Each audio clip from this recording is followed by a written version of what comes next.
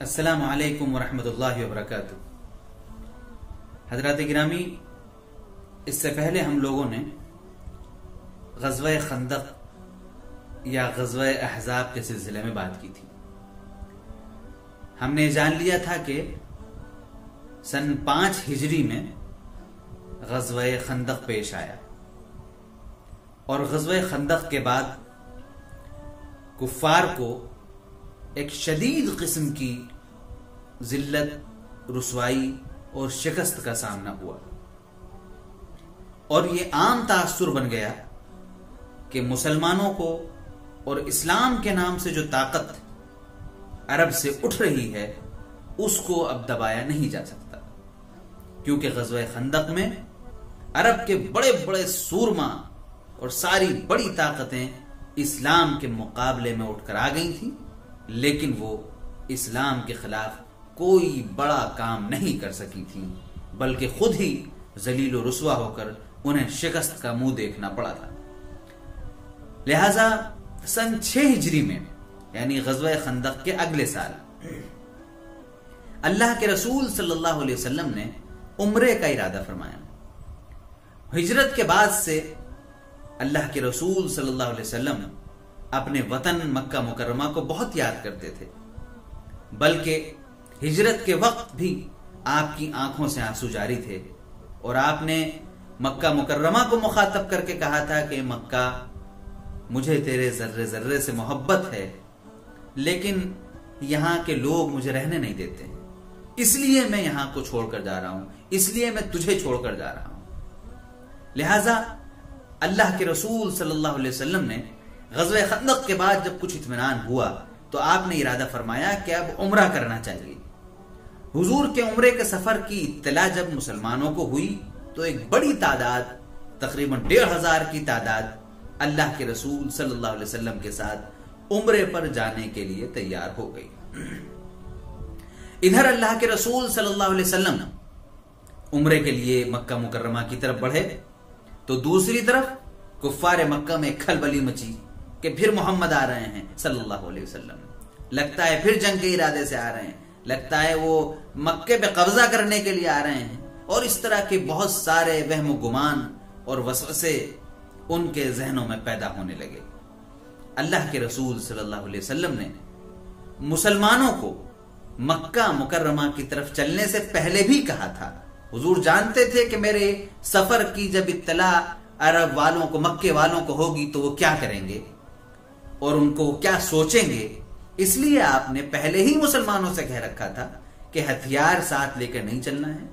ایک ایک تلوار جو نارملی عرب رکھا کرتے تھے وہ رکھنی ہے، لیکن کھلی تلوار نہیں، ننگی تلوار نہیں، بلکہ وہ تلوار نیام میں رہے گی۔ اس طرح کی بہت ساری شرطیں لگا کر ہی حضور مکہ مکرمہ کے لیے نکلے تھے، لیکن مکے والوں کے ذہن میں جو فطور تھا وہ اپنا کام کر رہا تھا، اس لیے مکہ مکرمہ میں کھلبلی مچ گئی کہ بھائی اب مسلمان آ رہے ہیں اور لگتا ہے کہ اس بار قبضہ کرنے کی نیت سے اور مکہ کو فتح کرنے کی نیت سے آ رہے ہیں۔ حضور کو جب پتا چلا تو آپ نے اس کی بھی اطلاع کہلوائی، اور اس کی اطلاع ان لوگوں کو کروائی کہ بھائی ہمارا ایسا کوئی ارادہ نہیں ہے، ہم قطعاً جنگ نہیں چاہتے، ہم صرف عمرے کے لیے آنا چاہتے ہیں۔ اور کئی بار ادھر سے بھی لوگ گئے، ادھر سے بھی لوگ گئے، لیکن وہ بات نہ صاف ہونی تھی اور نہ صاف ہوئی۔ آخر کار یہ بات طے ہوئی کہ ایک صلح کر لینی چاہیے۔ حدیبیہ کے مقام پر، ایک جگہ کا نام ہے حدیبیہ، اس مقام پر اللہ کے رسول صلی اللہ علیہ وسلم نے پڑاؤ ڈالا، اور آپ نے حضرت عثمان غنی، اپنے داماد، اپنی 2 بیٹیوں کے شوہر اور تیسرے خلیفہ راشد حضرت عثمان غنی رضی اللہ تعالیٰ عنہ کو نمائندہ بنا کر بھیجا کہ جاؤ، جا کر صلح کر کے آؤ۔ حضرت عثمان گئے تو کفار مکہ نے ان کو گرفتار کر لیا، اور گرفتار کر کے بند کر لیا اپنے۔ ادھر مسلمانوں میں یہ افواہ اڑ گئی کہ عثمان کو شہید کر دیا گیا۔ ظاہر بات ہے جب خاصی دیر تک حضرت عثمان نہیں آئے تو ایک تشویش پیدا ہوئی، کہاں ہیں کہاں نہیں، اور اس افواہ کو پھر پھیلنے کا موقع ملا کہ حضرت عثمان رضی اللہ تعالیٰ عنہ شہید کر دیے گئے۔ یہ خبر ملنی تھی کہ اللہ کے رسول صلی اللہ علیہ وسلم سخت جلال میں آ گئے۔ آپ نے مسلمانوں کو جمع کیا اور کہا کہ خون عثمان کا بدلہ لینا ہے، اس کے لیے بیعت کرنی۔ لہٰذا ایک پیڑ کے نیچے اللہ کے رسول صلی اللہ علیہ وسلم تشریف فرما ہوئے، آپ نے اپنا دست مبارک بیعت کرنے کے لیے آگے بڑھایا اور ایک ہاتھ اپنا حضرت عثمان کے ہاتھ کے طور پر آگے کیا، یہ میرا ہاتھ ہے، یہ عثمان کا ہاتھ سمجھو، عہد کرو، وعدہ کرو کہ جب تک خون عثمان کا بدلہ نہیں لے لیں گے تب تک واپس نہیں جائیں گے۔ یہ بات یاد رکھیے، حضرت عثمان کا جو مقام و مرتبہ ہے وہ تو اپنی جگہ ہے، حضور سے ان کی رشتہ داری، قرابت داری ہے، وہ اپنی جگہ ہے،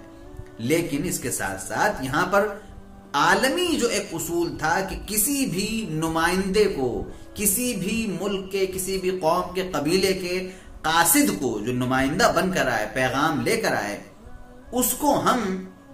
قتل نہیں کر سکتے، اس کو ہم کوئی نقصان نہیں پہنچائیں گے۔ ایمبیسڈر کسی بھی اگر اسٹیٹ کا ہے، کسی بھی قوم کا ہے، کسی بھی قبیلے کا ہے، تو اس کو ہم کوئی نقصان نہیں پہنچا سکتے، یہ پوری دنیا کا اصول تھا۔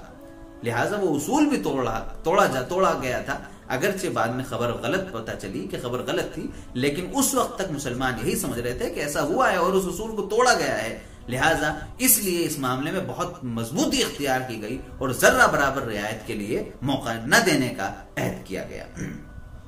یہ جو بیعت اللہ کے رسول صلی اللہ علیہ وسلم نے صحابہ کرام سے حضرت عثمان رضی اللہ تعالیٰ عنہ کے خون کا انتقام لینے کے لیے کی تھی، اس کو بیعت رضوان کہا گیا ہے۔ کیوں؟ کیونکہ اللہ تبارک و تعالیٰ کو یہ موقع بڑا پسند آیا، یہ فدائیت اپنے ایک دوست کے لیے، اپنے ایک محبوب کے لیے، ایک مسلم سپاہی کے لیے، تمام مسلمانوں کا اس طرح یکجا ہو جانا، تمام مسلمانوں کا اپنی جانوں کا نذرانہ پیش کرنے کے لیے تیار ہو جانا، یہ اللہ تعالیٰ کو یہ طریقہ اور یہ کام بہت پسند آیا، اسی لیے اسے بیعت رضوان، یعنی وہ بیعت، وہ معاہدہ اور وہ قسم جس سے اللہ تعالیٰ راضی ہو گیا، جس پر اللہ تعالیٰ نے، جس میں شریک ہونے والے تمام لوگوں کو اپنی رضا کا پروانہ دے دیا۔ بہرحال بعد میں پتہ چلا کہ یہ خبر غلط تھی، حضرت عثمان واپس تشریف لائے اور پھر اس کے بعد پھر معاہدہ ہونا شروع ہوا۔ اس معاہدے میں جو کفار مکہ کے اور مسلمانوں کے درمیان ہوا، مسلمانوں کا دامن بہت دبا ہوا تھا۔ مثال کے طور پر ان میں سے 2-3 شرطیں میں آپ کو بتانا چاہتا ہوں۔ ایک شرط یہ تھی کہ مسلمان اس سال واپس چلے جائیں۔ اب یہ فالتو کی شرط تھی، بھائی جب مدینہ منورہ سے آ گئے ہیں اور قربانی کی نزاکت بھی سب جانتے تھے، قربانی کے جانور جب نیت کر کے لا رہے ہیں تو انہیں قربان کرنا ضروری ہے، وہ جانور خدا کے لیے وقف ہو چکا ہے، یہ سب باتیں عربوں کو معلوم تھی، مکے والوں کو معلوم تھی، لیکن انہوں نے صرف شرارت میں اپنی کہا کہ بھائی آپ لوگ اس سال حج نہیں کریں، عمرہ نہیں کریں گے، اس سال واپس جائیں گے۔ اچھا بھائی، اگلے سال آئیں گے لیکن ہتھیار لے کر نہیں آئیں گے۔ اچھا صاحب، تیسری شرط ایک یہ لگائی تھی کہ آپ لوگ جب آئیں گے اگلے سال تو اگر آپ میں سے، یعنی جو مسلمان مدینے سے یہاں آئیں گے عمرے کے لیے، ان میں سے اگر کوئی مکے میں رکنا چاہے گا تو اسے روک دیں گے، لیکن اگر مکے میں جو مسلمان رہ گئے تھے اور جو گرفتار تھے اور جن کو اس وقت تک کفار مکہ نے پکڑ رکھا تھا اور بیچارے ہجرت نہیں کر سکے تھے،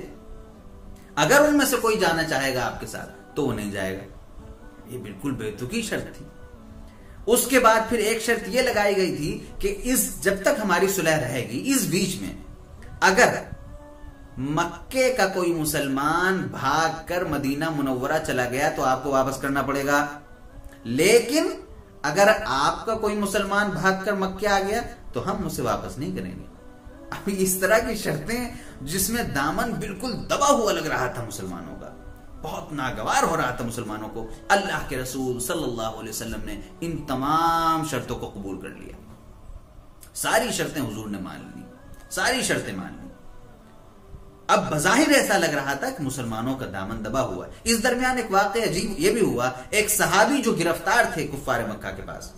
وہ بھاگ کر بیچارے آ گئے، بیڑیوں میں جکڑے ہوئے تھے اور جسم پہ ان کے زخموں کے نشانات تھے جو انہیں کفار مکہ نے پہنچائے تھے۔ انہوں نے کہا کہ مجھے، آپ لوگ آ گئے، مجھے اپنے ساتھ لے چلیے، یہاں سے ہجرت میں کر نہیں سکتا ہے، لوگ جانے نہیں دیتے، کسی طرح سے پیچھا چھڑا کے آیا ہوں بھاگ کر، آپ لوگ مجھے اپنے ساتھ لے چلیے۔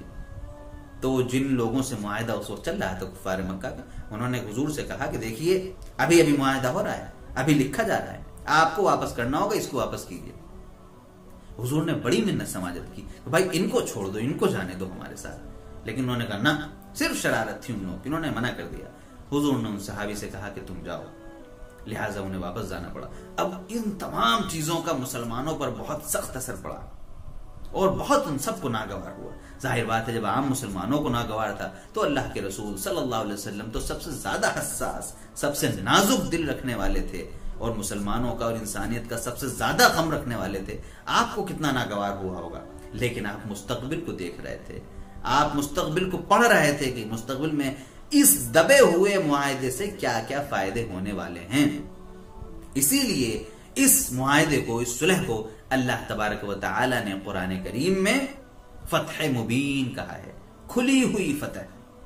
اس کا نتیجہ پھر یہ ہوا، یہ معاہدہ ہو گیا، مسلمان واپس آ گئے. اب کفار مکہ کی طرف سے مسلمانوں کو، یعنی مدینہ منورہ کو، کہ لوگوں کو بالکل اطمینان ہو گیا کہ معاہدہ ہے ہمارے بیچ میں، تو اب آپس میں کوئی جنگ ادھر تو ہو نہیں سکتی کیونکہ معاہدہ ہے. لہٰذا باہر کے لوگوں میں